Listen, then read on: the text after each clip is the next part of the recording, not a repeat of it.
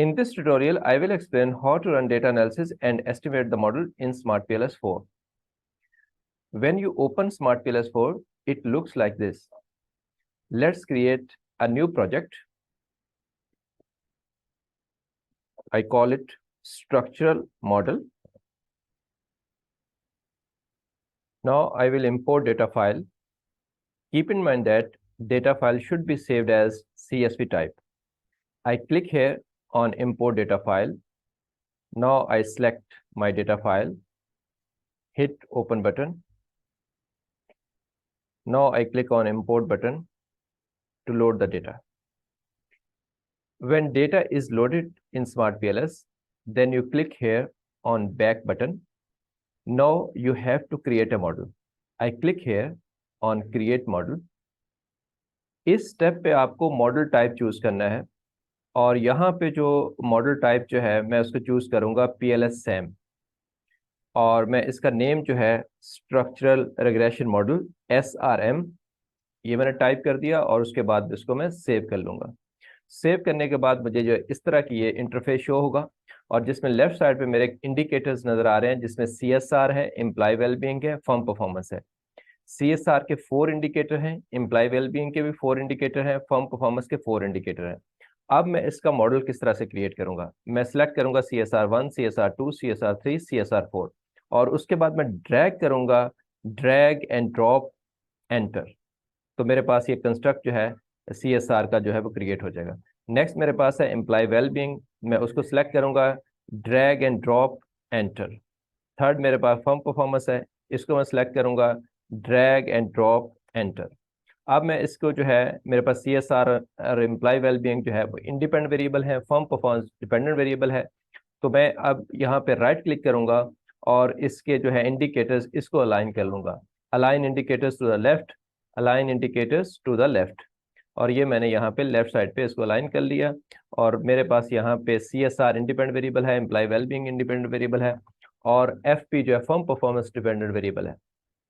अब मैं इसको कनेक्ट कैसे करूंगा, यहाँ पे मेरे पास बटन है, एरो है कनेक्ट का, मैं यहाँ पे क्लिक करूंगा और इसको मैं कनेक्ट कर दूंगा। जैसे कनेक्ट होगा तो कलर भी चेंज हो जाएगा, आपको आइडिया हो जाएगा कि प्रॉपरली कनेक्ट हो गया।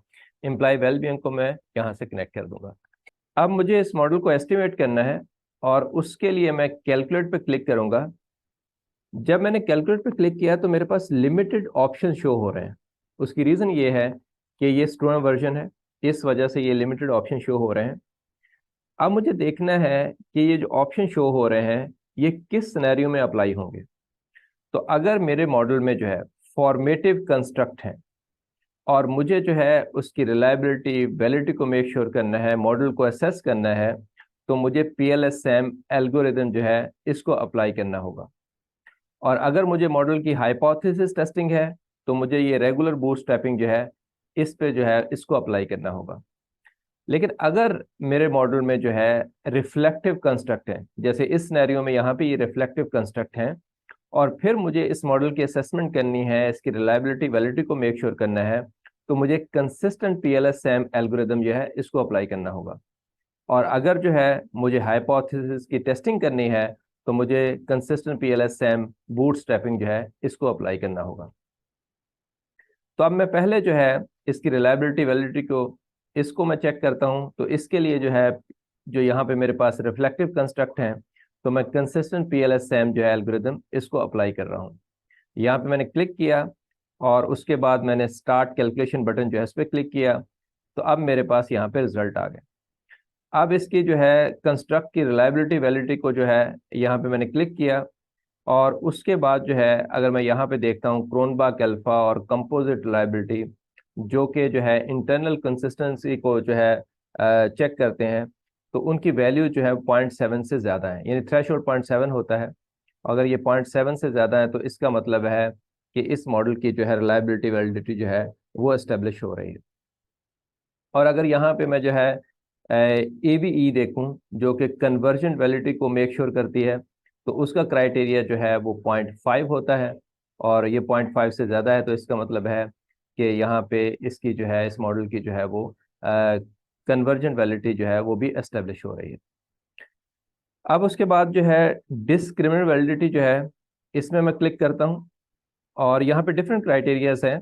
लेट्स से कि ये मैं फॉर्नल का जो है क्राइटेरिया ओपन करता हूँ, तो यहाँ पे देखिए यहाँ वैल्यूज आ गई हैं, ये डायगोनल वैल्यूज हैं 9094 908 जो है ये बेसिकली एवरेज वेरिएंस का स्क्वायर रूट होती हैं।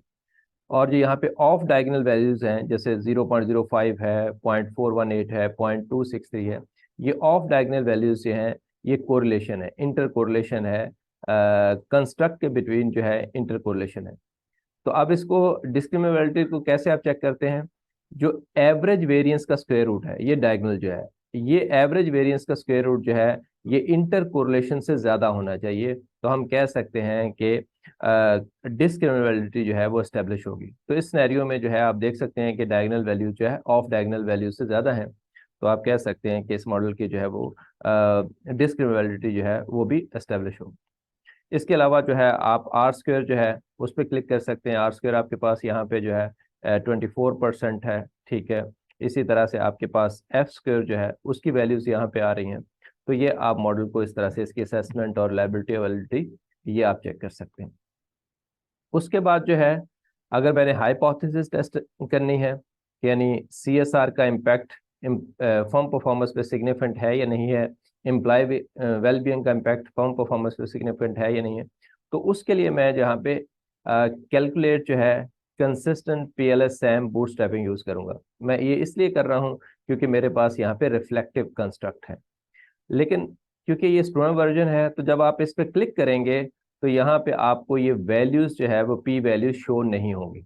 मैंने ये क्लिक किया स्टार्ट कैलकुलेशन और ये रिजल्ट हमारे पास यहाँ पे अभी ये रन करेगा तो रिजल्ट यहाँ पे शो हो जाएंगे। आप देखेंगे पाथ कॉफिशेंट है और यहाँ पे देखें वैल्यू मिसिंग है, यानी आपके पास कॉफिशेंट तो आ गए हैं लेकिन पी वैल्यू टी वैल्यू यहाँ पे मिसिंग है। तो इसलिए ये स्टूडेंट वर्जन की कुछ लिमिटेशन है, तो मुझे जो है रेगुलर बूटस्ट्रैपिंग जो है उसी पे क्लिक करना पड़ेगा। इवन मेरे पास यहाँ पे जो है वो रिफ्लेक्टिव कंस्ट्रक्ट हैं तब भी मुझे रेगुलर बूटस्ट्रैपिंग पे करना पड़ेगा क्योंकि मेरे पास ये लिमिटेशंस आ गई हैं।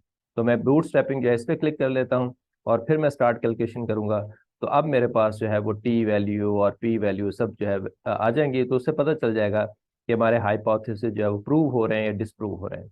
तो ये देखें पाथ कोफिशिएंट पे जो है यहाँ पे ये आपके पास बीटा की वैल्यूज भी आ गई हैं जो कि पॉजिटिव है, जिससे पता चलता है कि सीएसआर का इम्पैक्ट जो है वो फर्म परफॉर्मेंस पे पॉजिटिव है और एम्प्लॉय वेलबींग का भी जो है पॉजिटिव रिलेशनशिप है फर्म परफॉर्मेंस के साथ जो है।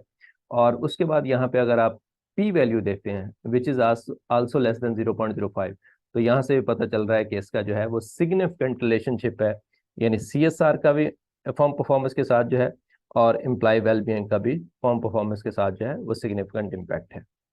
तो ये जो है जैसे मैंने यहाँ पे स्टूडेंट वर्जन को एक्सप्लेन किया है जिसमें लिमिटेशंस हैं, डिफरेंट और लिमिटेशंस भी इसकी हैं कि आप डेटा जो है वो लेस देन 100 जो है उसको आप रन कर सकते हैं। फिर जो है यहाँ पे जो कैलकुलेट में ऑप्शंस हैं वो लिमिटेड हैं और बहुत सारी ऑप्शंस जो प्रोफेशनल वर्जन में होती हैं वो यहाँ पे शो नहीं हो रही होती हैं। इसके अलावा जो है रिपोर्टिंग में जो है वो भी बहुत सारा जो है इसमें लिमिटेशन है। Thank you for watching, please subscribe to my channel.